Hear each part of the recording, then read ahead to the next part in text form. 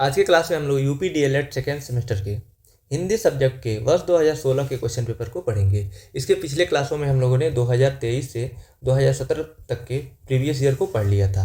अगर आप लोगों ने नहीं देखा है तो डिस्क्रिप्शन में उसका लिंक है, उस पर क्लिक करके आप देख सकते हैं। और इंग्लिश के अलावा सेकेंड सेमेस्टर के सभी विषय का प्रीवियस ईयर 2023 से 2016 तक के प्लेलिस्ट का लिंक अलग अलग दिया हुआ है, उस पर क्लिक करके डिस्क्रिप्शन बॉक्स में उस पर क्लिक करके आप देख सकते हैं। और राजन सीरीज के भी सभी सब्जेक्ट का जो राजन सीरीज में जितने भी बहुविकल्पी प्रश्न होते हैं उनको एक वीडियो में और सभी अतिला उत्तरी प्रश्नों को एक वीडियो में मैंने कराया है, उसका भी लिंक नीचे डिस्क्रिप्शन में अलग अलग दिया हुआ है। उस पर क्लिक करके आप सभी विषय का राजन सीरीज भी देख सकते हैं। तो आइए आज क्लास शुरू करते हैं। सबसे पहले ऑब्जेक्टिव टाइप क्वेश्चन दिया रहता है पेपर में। तो इसका पहला प्रश्न है, bilingual method is invented by, यानी जो बाइलिंगुअल मेथड है किसके द्वारा खोजा गया है। तो इसका ऑप्शन ए है प्रोफेसर CJ डॉटसन, बी है डॉक्टर वेस्ट, सी है पी ग्यूरे और डी है थॉमसन एंड वाइट। तो इसका ऑप्शन ए सही आंसर है, प्रोफेसर CJ डॉटसन। ये प्रश्न रिपीटेड प्रश्न है, कई बार ये पूछा जा चुका है, इसके पहले दोबारा आया है। इसके बाद है second question, doctor West method is also known as. Option A है प्ले मेथड, बी है प्रैक्टिकल मेथड, सी है रीडिंग मेथड और डी है इंडक्टिव मेथड। तो इसका ऑप्शन सी सही आंसर है, रीडिंग मेथड। जो डॉक्टर वेस्ट मेथड को रीडिंग मेथड के नाम से भी इसमें मुख्यतः बोलने पे जोर दिया जाता है, बल दिया जाता है, तो इसलिए ये रीडिंग मेथड भी इसको कहा जाता है। इसके बाद है प्रश्न क्या तीसरा, चूज द करेक्ट आर्टिकल, यानी जो नीचे सेंटेंस दिया हुआ है इसमें फिल करना है जो भी करेक्ट आर्टिकल नीचे में से जो भी होगा। सेंटेंस है, we decided to stay at dash hotel in the centre of town.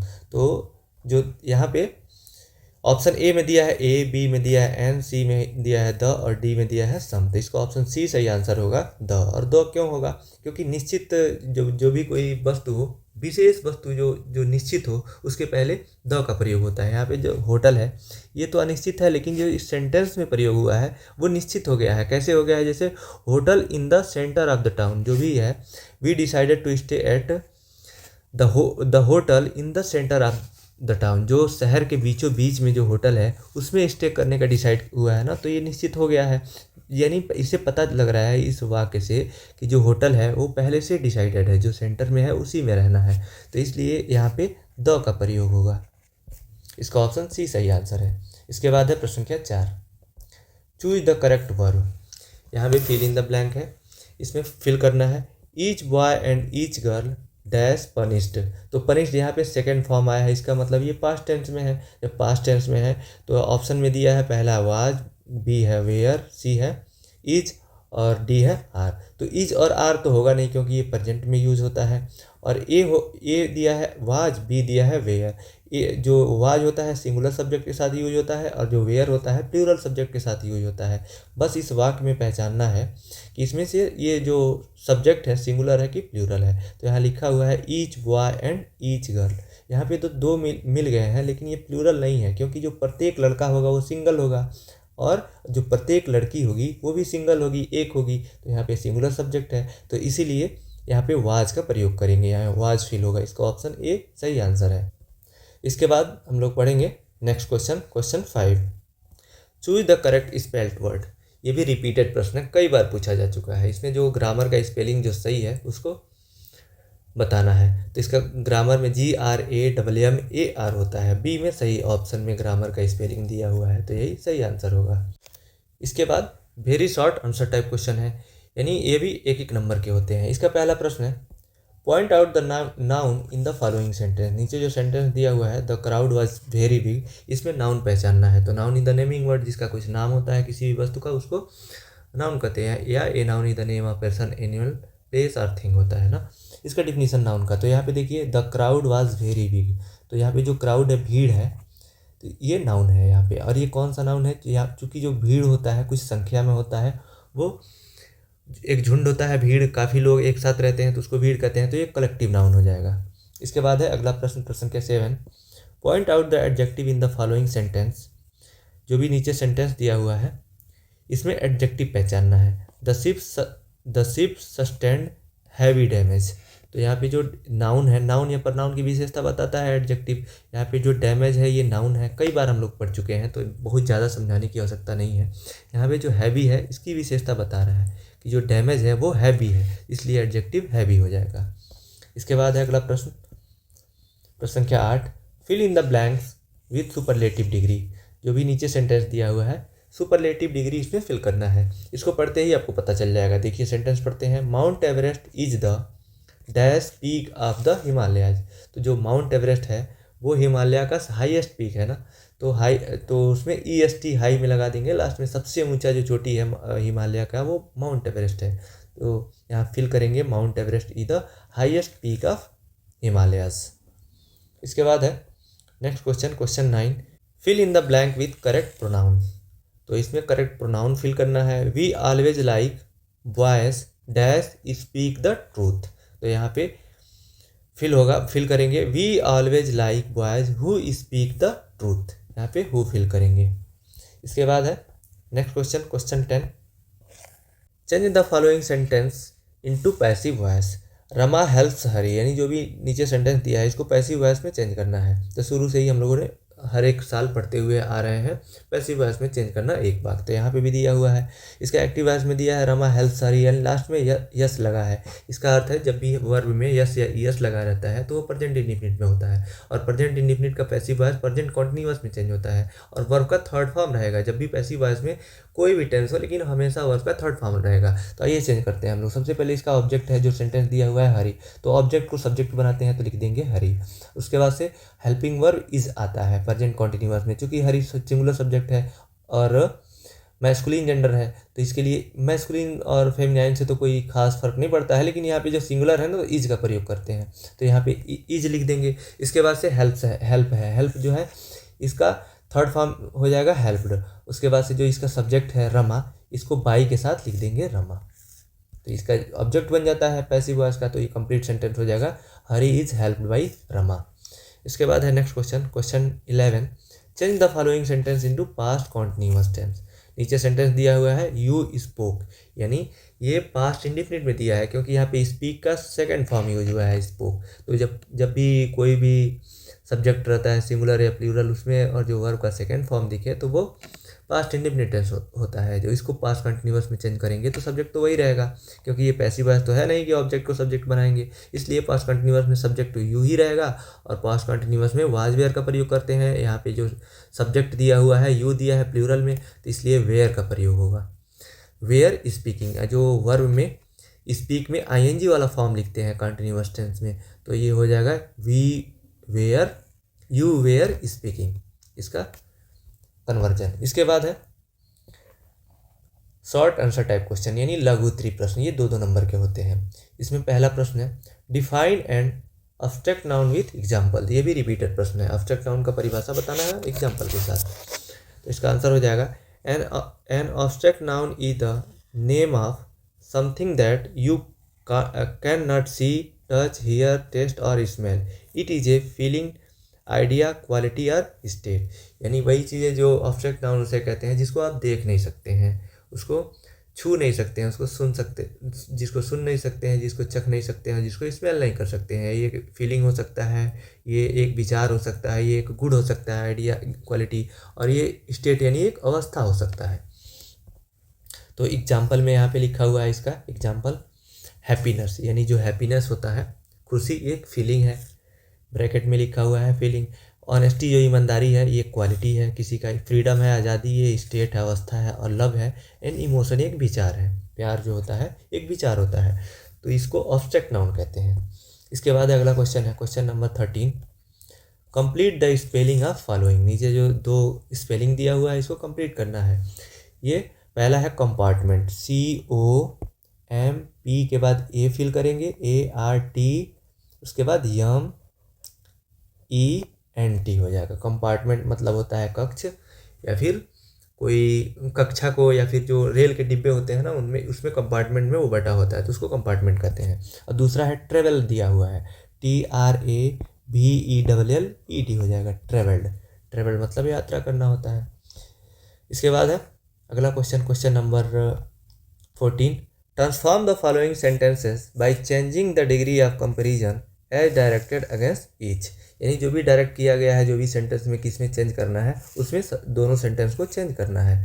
तो उसमें उसके आगे लिखा हुआ है, देखिए पहला सेंटेंस दिया है, he is as wise as Solomon, वह उतना बुद्धिमान है जितना सोलोमान। तो सोलोमान इसको कंपैरेटिव में चेंज करना है। सोलोमान के बारे में आपने सुना होगा, ये बहुत बुद्धिमान व्यक्ति थे। इनके बारे में एक कहानी फेमस है, 2 महिलाओं वाली। 2 औरतें थीं, वो एक बच्चा था, उसके लिए लड़ रही थी कि दोनों एक ही घर में रहती थी कि ये बच्चा मेरा है, दोनों कह रही थी कि मेरा है। और सोलोमान के पास गई तो सोलोमान ने उसको सुलझाने के लिए एक तलवार मंगाया, बोला कि इस तलवार से मैं दोनों को काट देता हूँ, नहीं मान रही हो तुम लोग तो एक हिस्सा तुम ले लेना बच्चे का, एक हिस्सा तुम ले लेना। तो एक उसमें औरत थी, वो बोली ठीक है, ये इन दोनों को ठीक है, ना इसका बच्चा होगा ना मेरा होगा, इसको आप काट ही दीजिए। और दूसरी थी, वो कह रही है नहीं, इस बच्चे को मारा ना जाए, इसी को दे दिया जाए, भले ये इसी का है ये बच्चा। तो सोलोमान ने पहचान लिया कि यही इसकी असली माँ है, जो बेटे को मारने की बात नहीं कर रही है, क्योंकि माँ तो माँ होती है। तो इसीलिए ये बहुत फेमस कहानी है सोलोमान की, तो मैंने बता दिया आपको। तो इसको कंपैरेटिव में चेंज करना है, तो आइए इसको कंपैरेटिव में चेंज करते हैं। कंपैरेटिव में Solomon was not wiser than he is, तो इसमें इसका भाव देखिए एक ही है और कंपैरेटिव में चेंज भी हो गया, he is as wise as Solomon, यानी वो सोलोमान जितना बुद्धिमान है। तो इस भी जो कंपैरेटिव में हम लोग चेंज किए हैं, इससे भी तो वही भाव निकल रहा है, Solomon was not wiser than he is, मतलब जो सोलोमान है वो उससे ज़्यादा बुद्धिमान नहीं है, यानी उसके बराबर बुद्धिमान है। तो बात वही है, और ये कंपैरेटिव में चेंज भी हो गया। दूसरा है सुपरलेटिव, सेंटेंस में चेंज करना है इसको।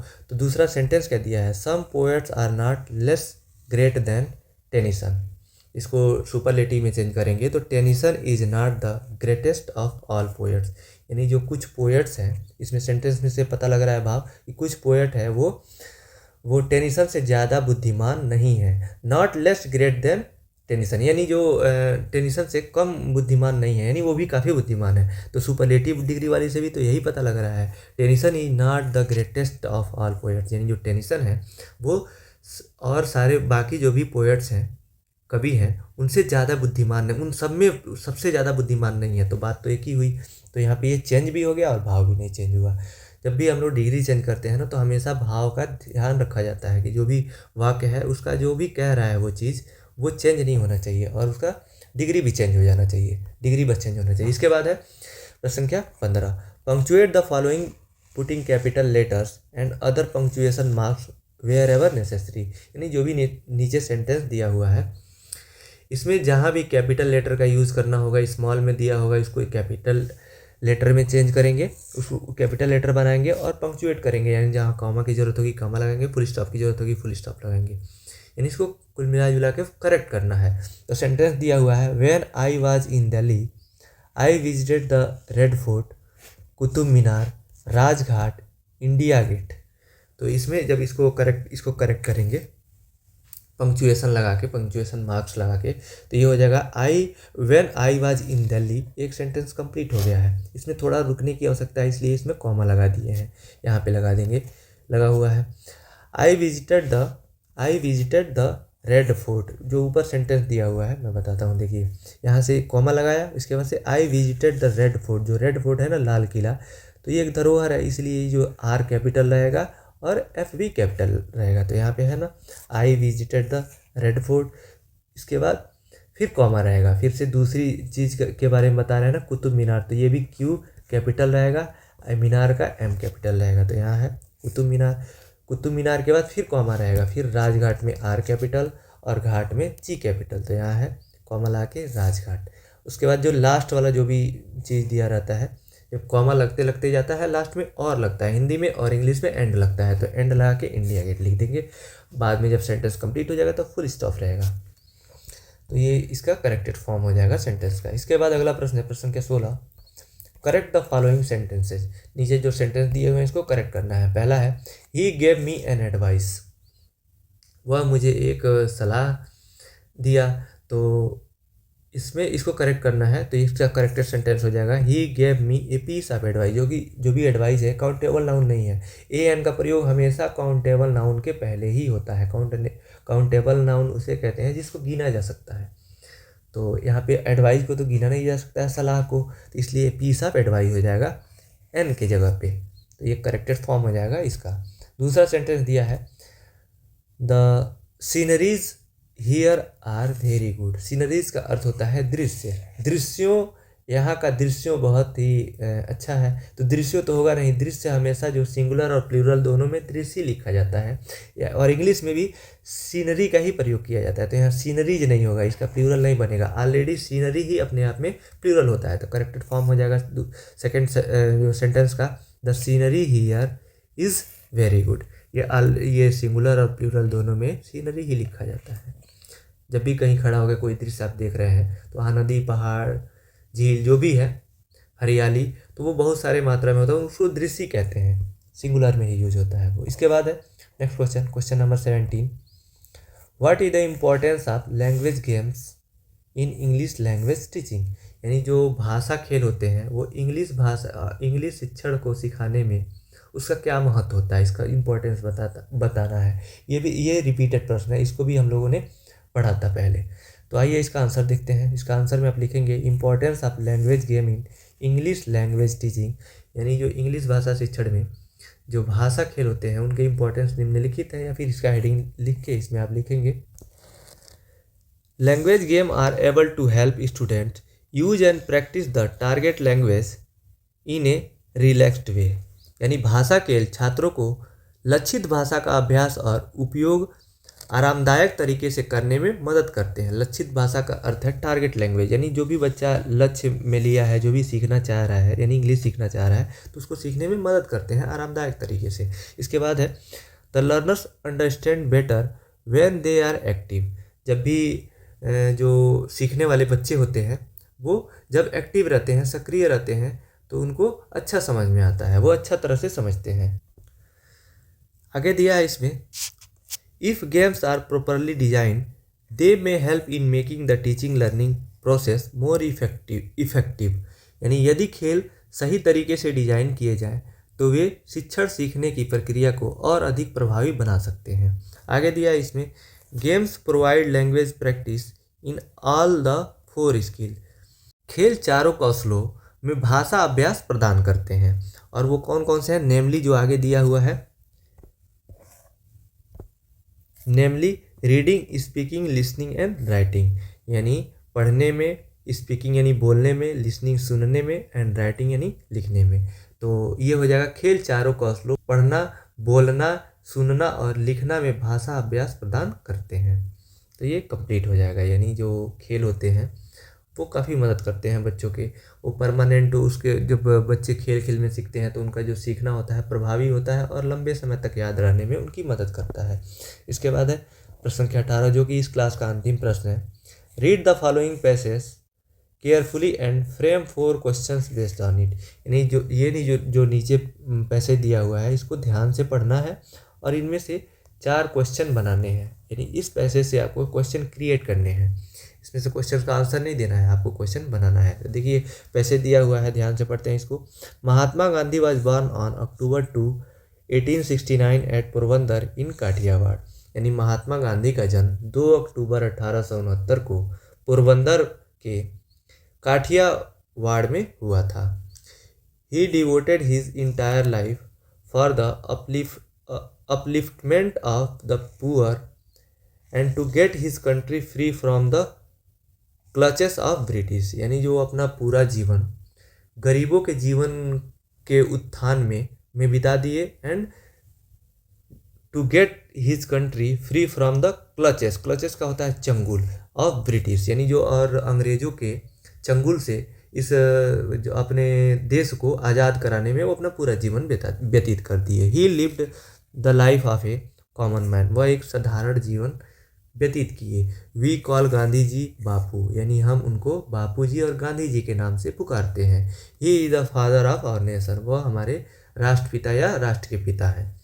तो इससे 4 क्वेश्चन बनाने हैं। तो देखिए यहाँ पे ऊपर जो लिखा हुआ है, Mahatma Gandhi was born on October 2, 1869। तो यहाँ से क्वेश्चन बना सकते हैं कि महात्मा गांधी का जन्म कब हुआ, एक बन जाएगा, और महात्मा गांधी का जन्म कहाँ हुआ, दूसरा क्वेश्चन बन जाएगा, ये हो जाएगा उसका आंसर, पोरबंदर इन काठियावाड़।